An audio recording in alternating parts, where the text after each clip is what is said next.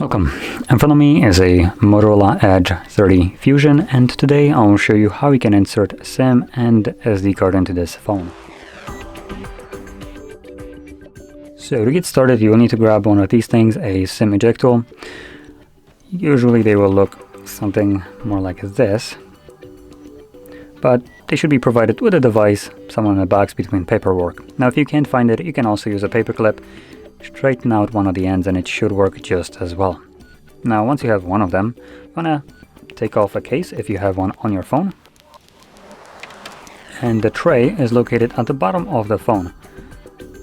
So just grab your tool, find the insert pin which is next to the charging port. You can see part of the cutout. Push it in.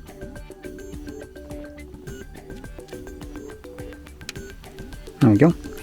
And you can see the tray just comes out ever so slightly enough for you to grab it and take it out. And it looks like I actually lied. We're not going to be inserting an SD card because there is no space for it. So, just going to grab my SIM. As you can probably also see, there is one SIM, and if you flip it over, you have two SIM. So you can obviously occupy both trays and use two different SIM cards, or you can occupy one of them if you're using just one SIM card. And when it comes down to just a single one, it does not matter if you use the second or first tray or spot for it, both of them will work just fine.